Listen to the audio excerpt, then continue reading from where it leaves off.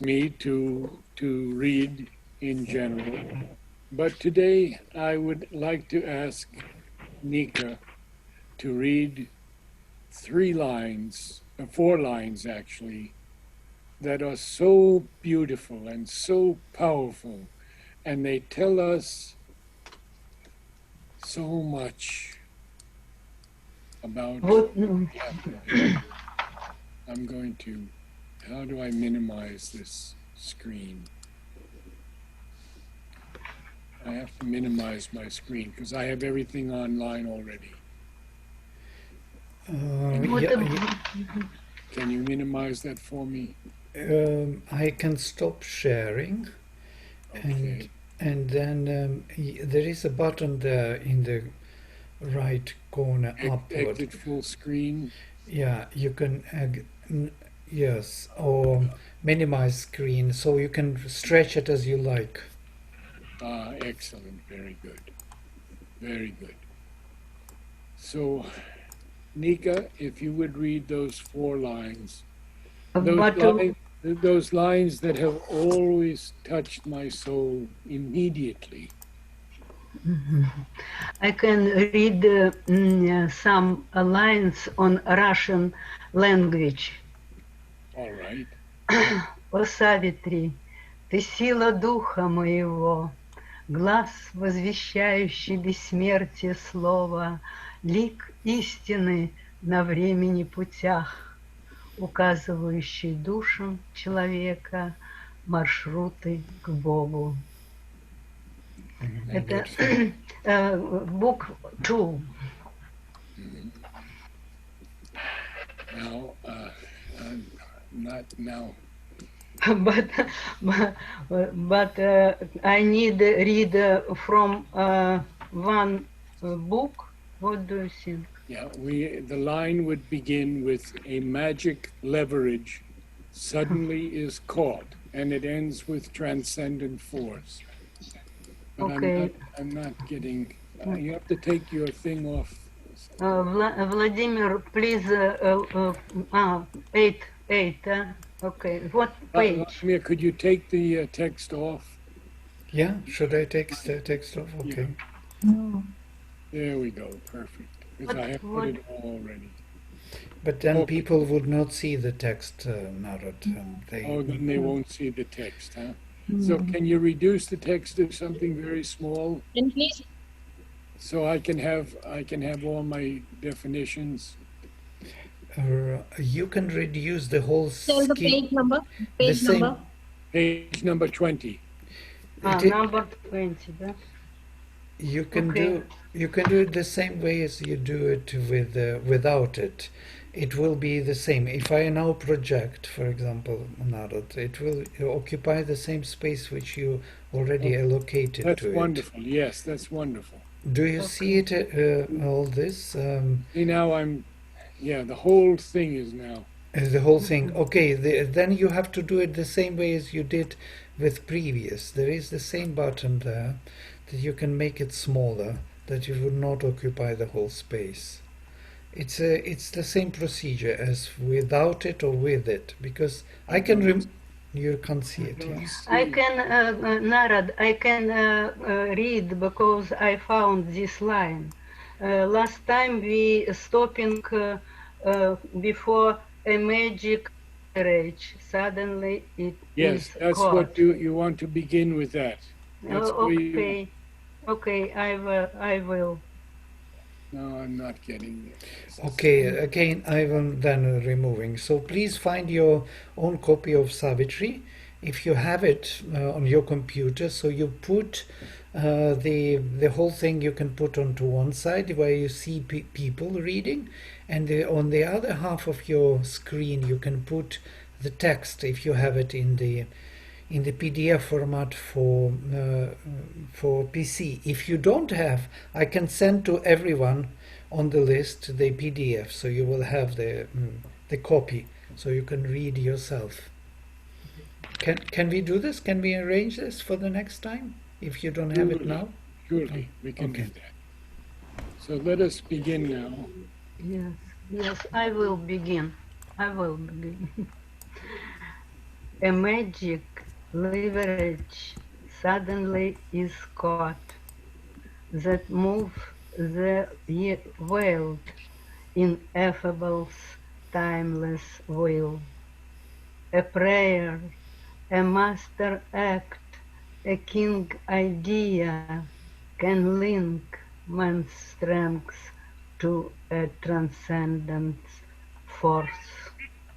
And we'll take this for the moment because it is so filled with beauty and it tells us so much of what can be done. So let us go through words first, because words are what Sri Aurobindo had to use to bring down from the heights the force that he wanted. And each word was consciously entered into Savitri. There are no extraneous words. There are no words that don't belong or that emphasize or amplify a line. Each word has a power. So the first word we would look at here is a leverage. A magic leverage suddenly is caught. Well, the leverage is a strategic advantage, a power to act effectively. So that magic leverage, that power to act effectively, that advantage, suddenly is caught. And what does it do? It moves the veiled ineffable's timeless will. Sri Aurobindo speaks so much about the ineffable. And from the Life Divine, I can quote just a few lines because otherwise it could take up a half an hour just to speak on the ineffable. He says, the absolute is for us the ineffable. And he capitalizes ineffable. Then he says, a transcendent bliss, capitalizing the B of bliss, unimaginable and inexpressible by the mind and speech, is the nature of the ineffable. Now, when I asked Nolini about capitalization, he told me that it is when Sri Aurobindo capitalizes something, it is the essence of the thing. So a magic leverage suddenly is caught that moves the veiled ineffable's timeless will. And what happens as a result? A prayer, a master act, a king idea can link man's strength to a transcendent force. Now, the word force here is capitalized. And I have to quote something from the lexicon, from Sri Aurobindo. He says, this force that we feel is the universal force of the divine. And again, he capitalizes force. There is so much from Sri Aurobindo on the divine force, the universal force, and the cosmic force, that it is well worth our time to look up these definitions as well. They can all be found in the lexicon under the title Force, and they can be found in our website, Mother and SriAurobindo.in. So we see that these three things, a prayer, a master act, and a king idea, king, a royal idea, can link man's strength to a transcendent force. And he says, then miracle is made the common rule. One mighty deed can change the course of things. A lonely thought becomes omnipotent, all-powerful. And then he's going to change again and tell us what things seem to be now. But we always have to remember that even when Sri Aurobindo shows us what we could say, the ignorant side or the darker side, seemingly, there is always light. And that will come as we continue. So we should not think that everything is as it seems. And he even writes, all now seems nature's massed machinery. And again, nature is capitalized, telling us that this is the divine nature in the evolution. And what is that massed machinery?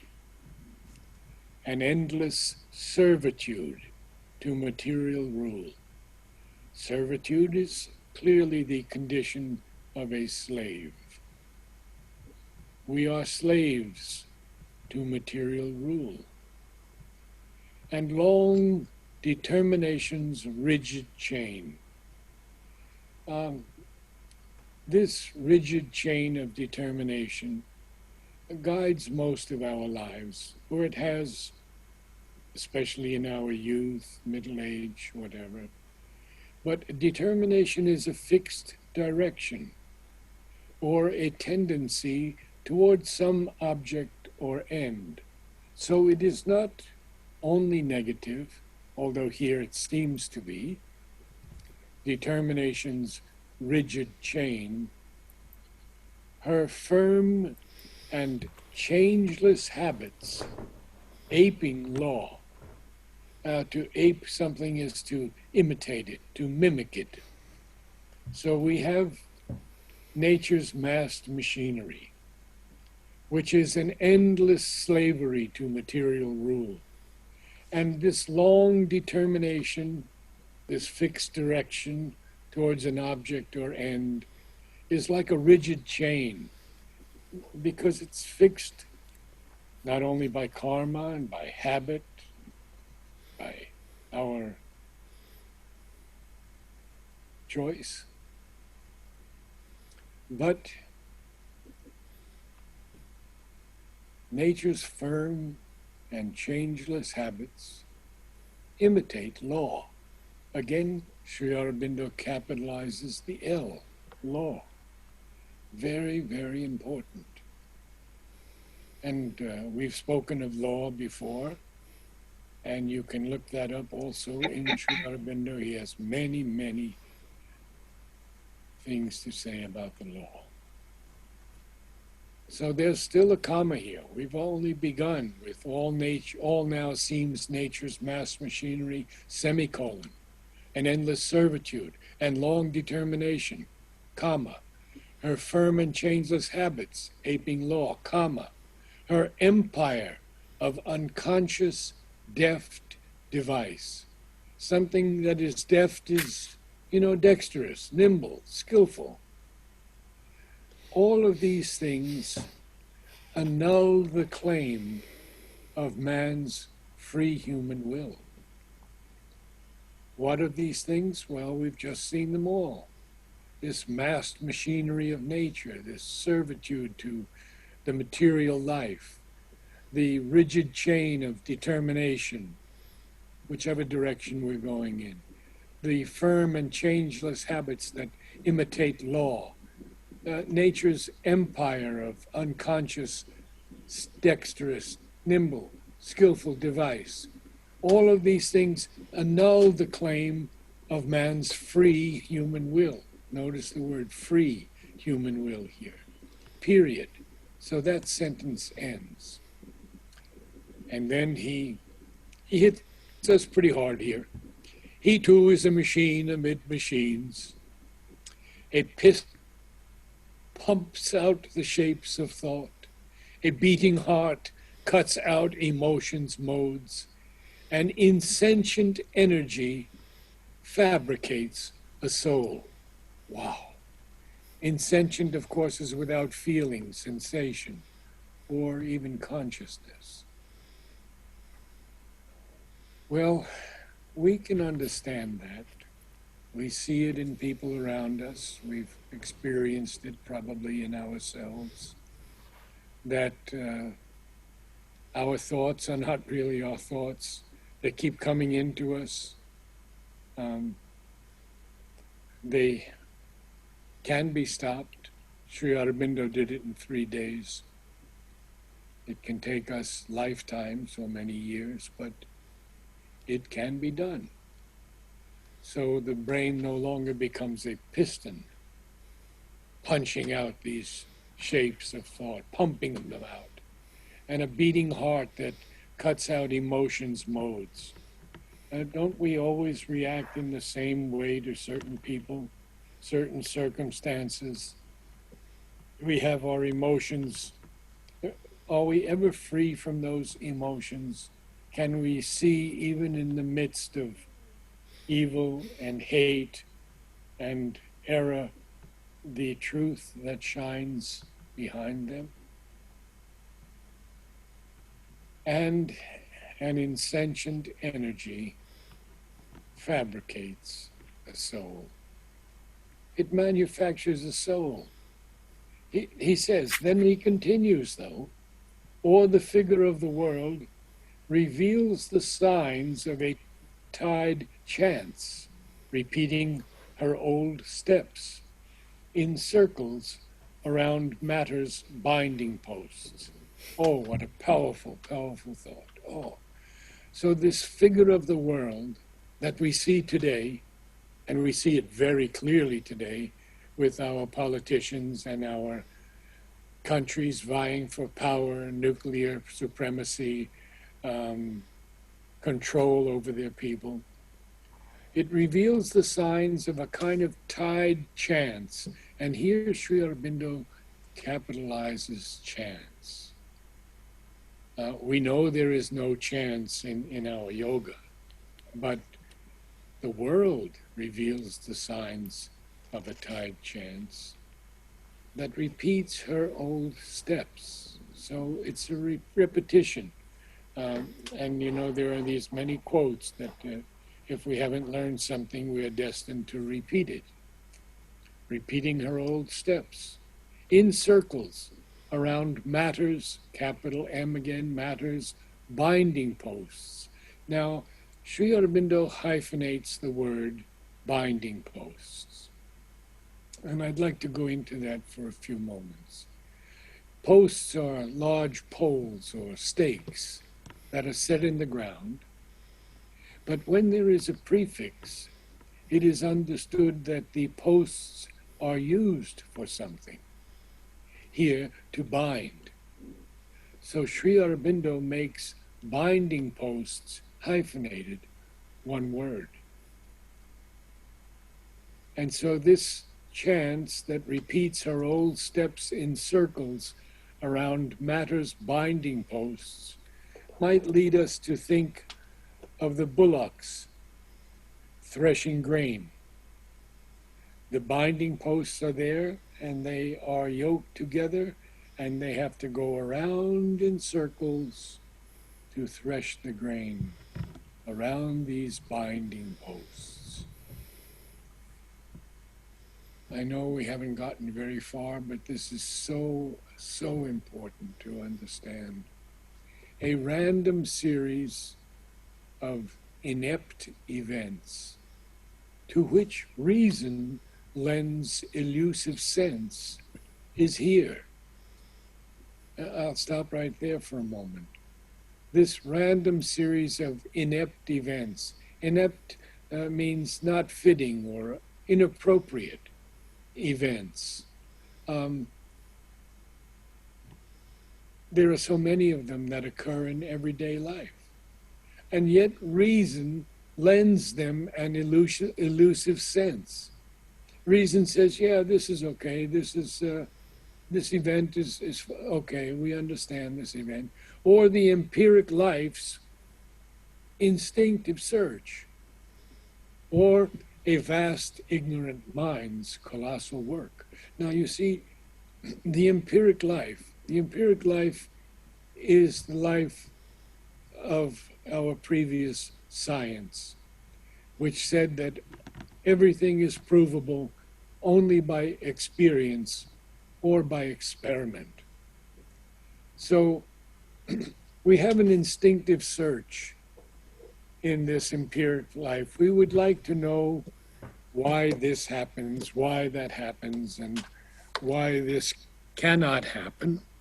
And so we look towards material existence to give us the answers. And therefore, it's a colossal work of the ignorant mind, because it cannot get past this empiric attitude. We're starting to get there now. We're starting to get there with these new theories and with this acknowledgement that there is a perhaps supreme force, even though they won't name him God or soul. But then Sri Aurobindo says something very different. And this is what I wanted to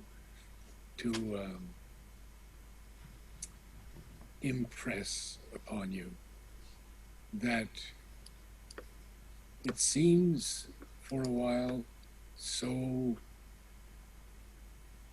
dark. But it was not dark in those first lines that Nika read.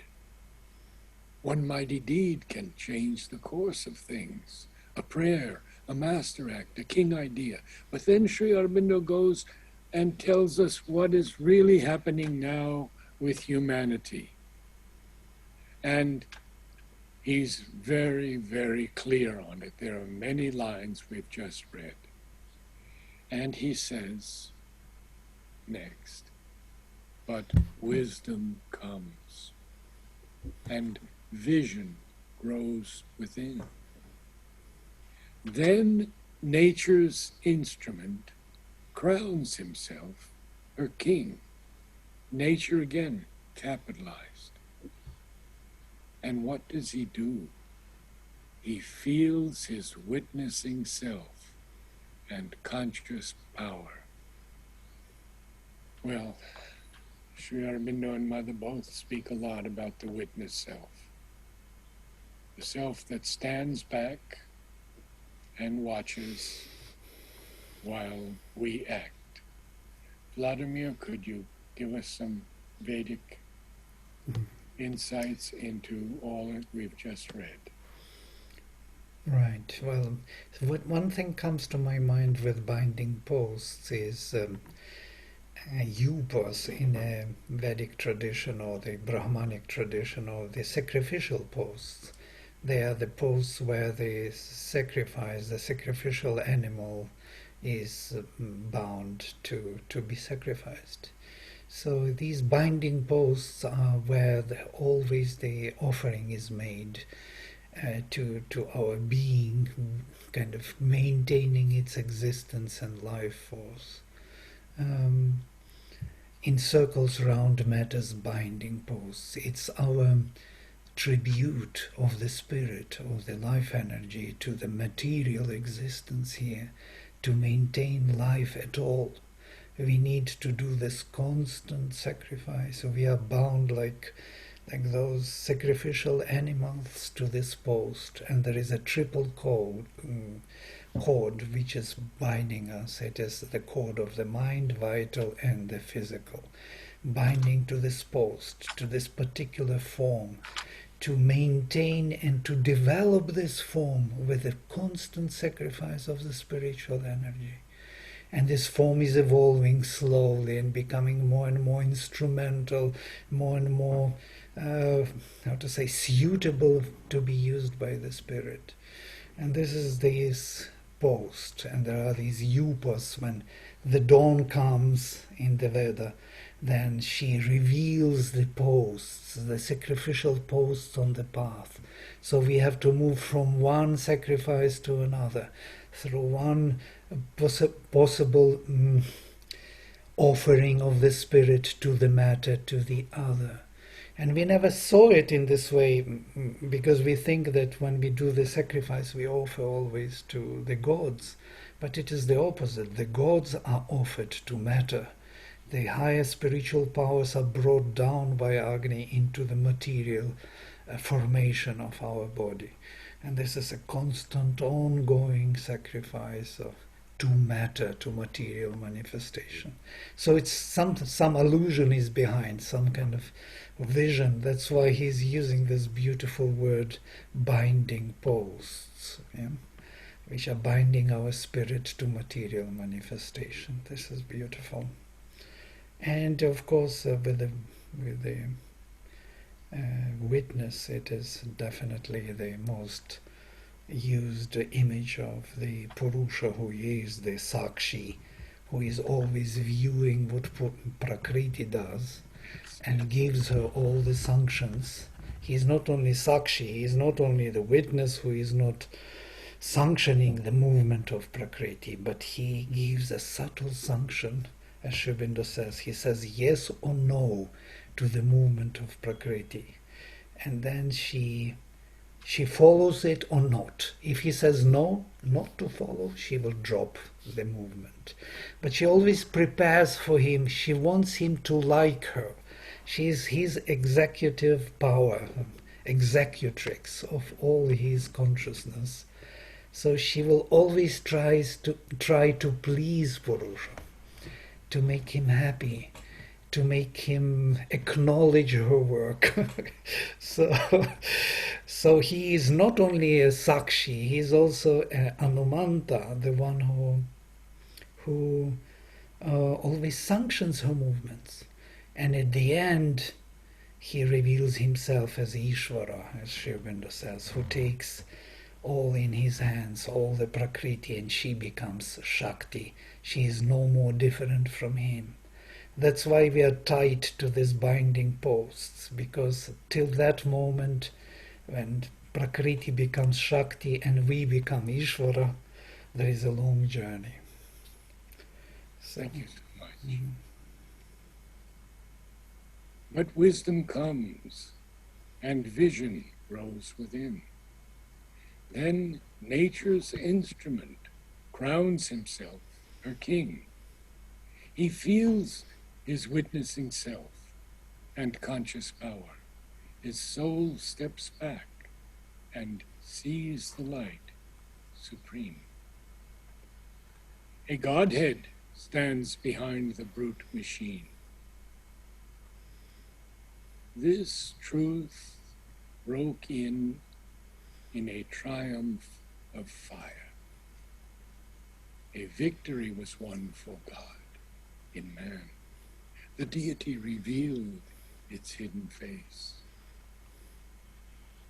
So the Godhead is always standing behind us.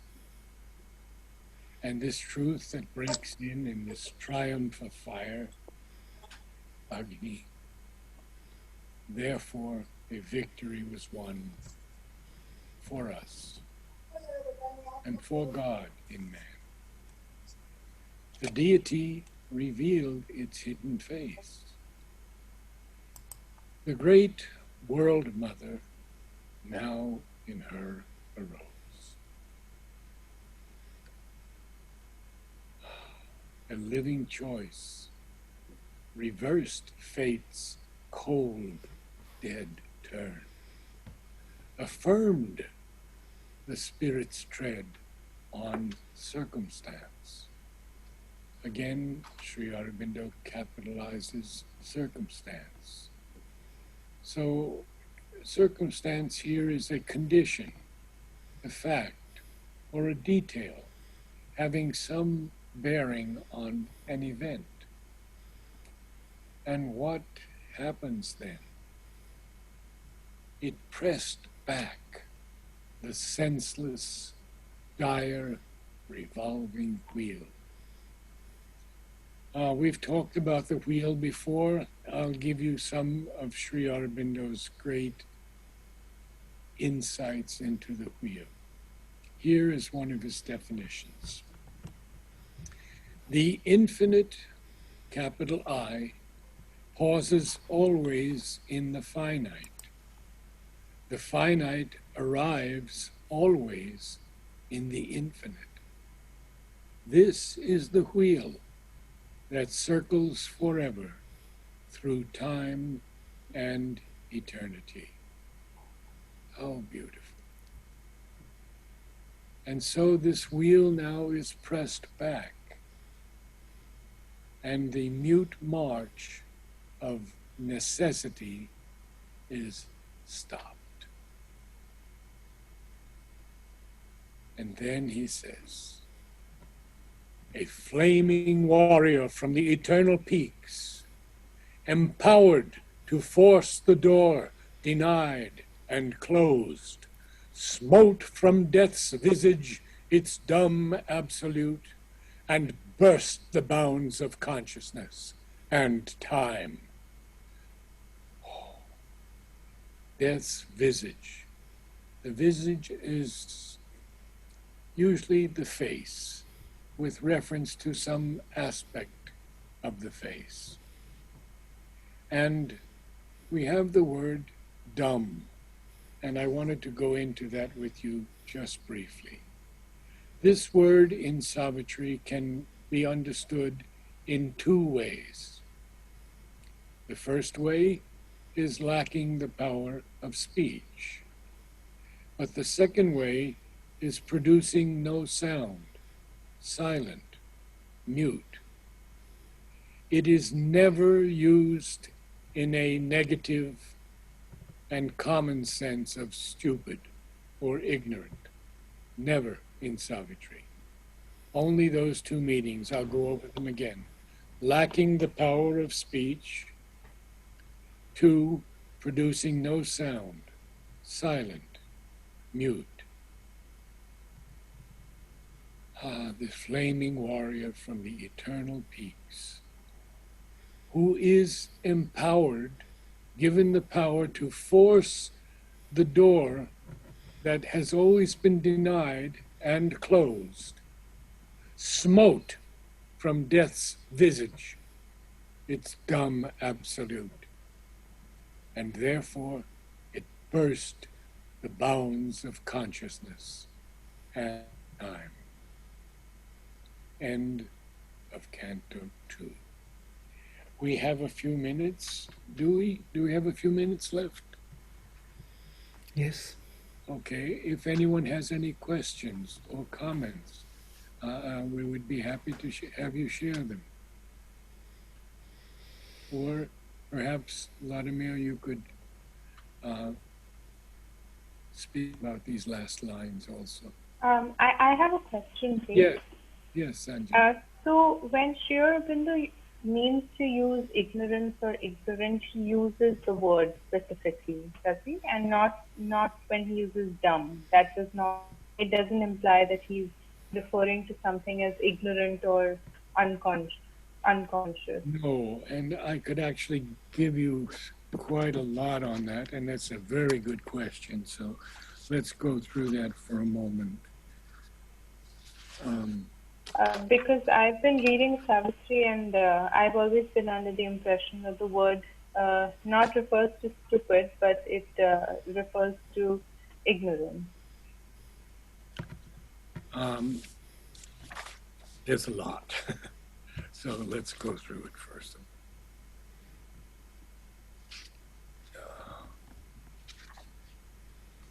Sri Aurobindo gives us in the Life Divine, ignorance is the absence of the divine eye of perception, which gives us the sight of the supramental truth. It is the non, excuse me a second, I have to get, it is the non-perceiving principle in our consciousness, as opposed to the truth-perceiving conscious vision and knowledge. Now that's in the life divine. Mother, well, there are many more things in the life divine, but let me give you what Mother says. Ignorance means avidya, the separative consciousness and the egoistic mind and life that flow from it, and all that is natural to the separative consciousness and the egoistic mind and life. This ignorance, and she capitalizes it also, is the result of a movement by which the cosmic intelligence, capital I, separated itself from the light of the supermind, the divine gnosis, and lost the truth of being, truth of divine consciousness, truth of force and action, truth of ananda.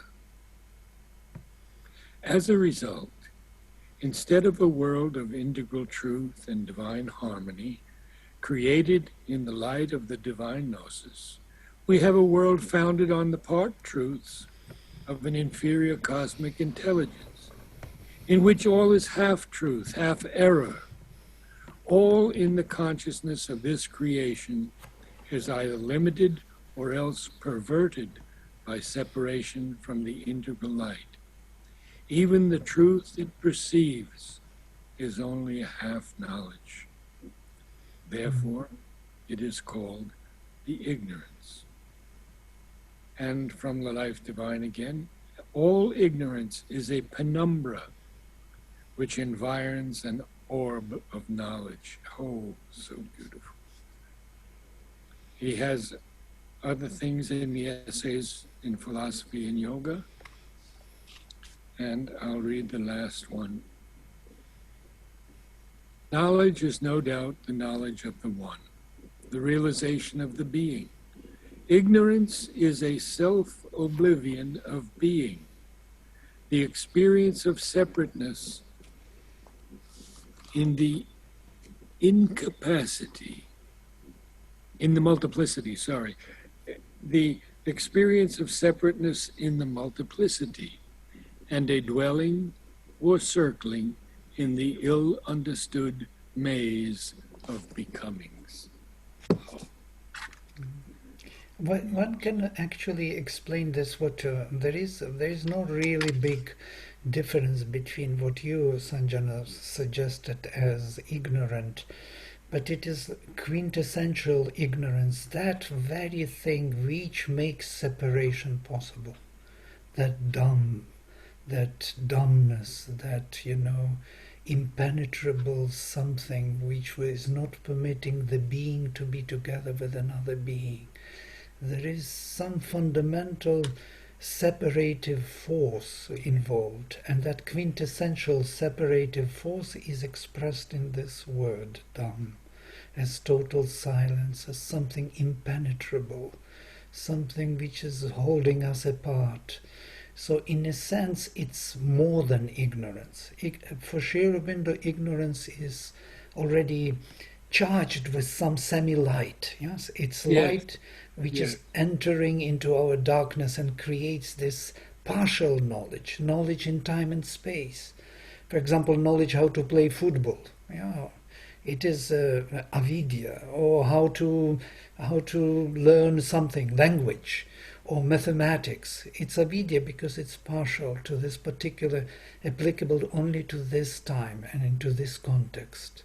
But that dham, even in the word etymologically, if you go deeper, dham, it is like something is really like a dump which is holding you away, which is built as to stop the stream of the river, and separates you from the others. So, I think Mother's so clear when she says it's a half knowledge. Right. Because according to Sri Aurobindo, there is a deeper inconscient, there is subconscient and inconscient, which is much darker night. In the Veda they speak about two nights, and Sri Aurobindo comments there is a starry night, and he will use this image in Savitri, starry night, in which we rest, in which we assimilate our experiences of light into into this binding post, into the matter, into the material consciousness. But there is a deeper night, darker night, which we will be afraid to meet, because there we may lose ourselves, will be diluted into the darkness. It is so dense that even soul is afraid to enter into those realms. And that we will see in Book 2. Yes. Descent into night and the mother Thank of you. evil.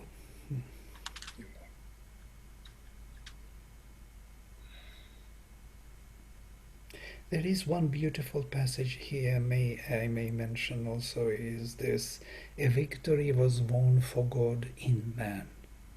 This in man is a fundamental Vedic idea that man represents here this yajamana, the sacrificial being, the soul, around whom all this event is taking place. All the forces are circling around this yajamana, who invokes higher powers to enter and to help him grow and to occupy his context, that means body and surroundings.